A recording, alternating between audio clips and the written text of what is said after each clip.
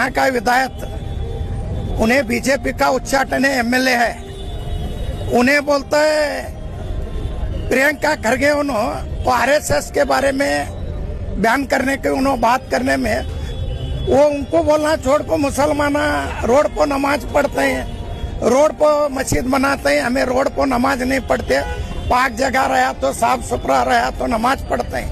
ಟಿಪ್ಪು ಸುಲ್ತಾನ್ ಒಬ್ಬ ವೀರ ಧೀರ ಹೋರಾಟಗಾರ, ಬ್ರಿಟಿಷರ ವಿರುದ್ಧ ಎದೆ ನಿಂತಿ ಎತ್ತಿದಂತ ಒಬ್ಬ ಧೀರ.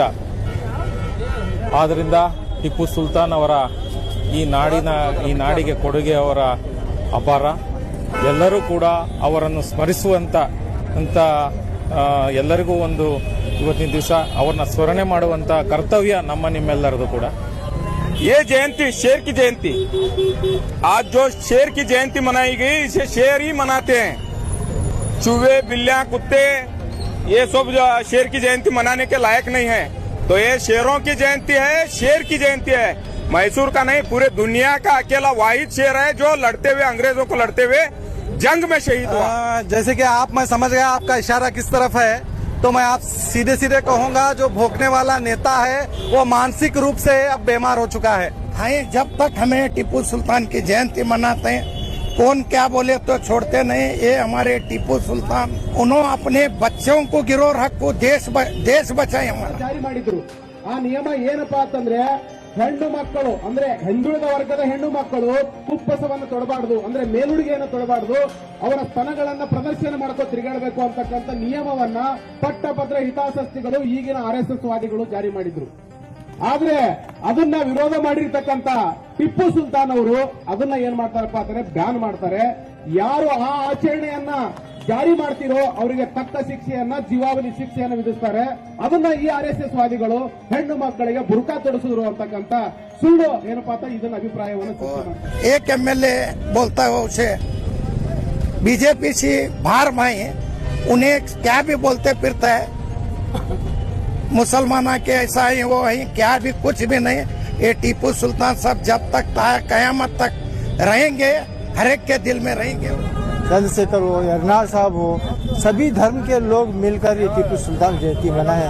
इससे ये प्रूव होता है कि टीपू सुल्तान सिर्फ मुसलमानों के नहीं थे, हिंदुस्तान के थे, हिंदुस्तान के दिलों में राज करने वाले थे।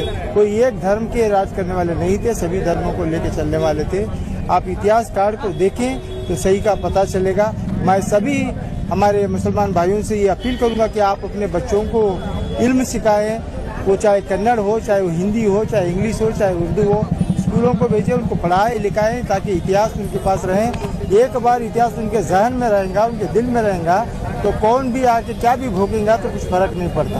इसलिए हमको बच्चों को इल्म का देना बेहद जरूरी है। ಬಹಳ ವಿಜೃಂಭಣೆಯಿಂದ ಬಹಳ ಅರ್ಥಪೂರ್ಣವಾಗಿ ಪ್ರತಿ ವರ್ಷದಂತೆ ಈ ವರ್ಷ ಕೂಡ ಆಚರಣೆ ಮಾಡಲಾಯಿತು. ಇದು ಪ್ರತಿಥಿ ಸುಮಾರು ಬಿಜಾಪುರ್ನಲ್ಲಿ ಸುಮಾರು 50-60 ವರ್ಷಗಳಿಂದ ಟಿಪ್ಪು ಸುಲ್ತಾನ್ರ ಜಯಂತಿ ಹಾಗೂ ಟಿಪ್ಪು ಸುಲ್ತಾನ್ರ ಸರ್ಕಲ್ ಇಲ್ಲೇ ಇದೆ, ಆಚರಣೆಯನ್ನು ಕೂಡ ಮಾಡ್ತಾ ಇದ್ದೇವೆ. बहुत जल्द हिंदुस्तान से आरएसएस खत्म होगी। जब तक इनकी सोच को खत्म नहीं किया जाएगा देश का भला नहीं होगा। सबसे पहले फ्रीडम फाइटर हैं और एक ऐसे फ्रीडम फाइटर जिसने देश की आजादी के लिए अपनी ताकत, अपनी फौज, अपनी जान, अपना सब कुछ कुर्बान कर दिया। आज उस टीपू सुल्तान का जन्मदिन मनाते हुए हमें फख्र होता है। ಕನ್ನಡಿಗನಾಗಿ ಇಡೀ ದೇಶದಲ್ಲಿ ಪ್ರಪ್ರಥಮ ಬಾರಿಗೆ ಬ್ರಿಟಿಷರೇನಾದರೂ ಸೂರ್ಯ ಮುಳುಗದ ಸಾಮ್ರಾಜ್ಯವನ್ನ ಸ್ಥಾಪನೆ ಮಾಡಿದ್ರೂ ಕೂಡ ಸೋಲು ಒಪ್ಪಿಕೊಂಡಿರ್ತಕ್ಕಂಥದ್ದು ಟಿಪ್ಪು ಸುಲ್ತಾನ್ ಕಾಲದಲ್ಲಿ ಅಂತಕ್ಕಂಥದ್ದು ನಮ್ಗೆಲ್ರಿಗೂ ಹೆಮ್ಮೆ ಪಡಬೇಕಾಗ್ತದೆ। सुल्तान जयंती के ऑर्गेनाइजर से ये गुजारिश करता हूँ कि जितने भी सेकुलर बादशाह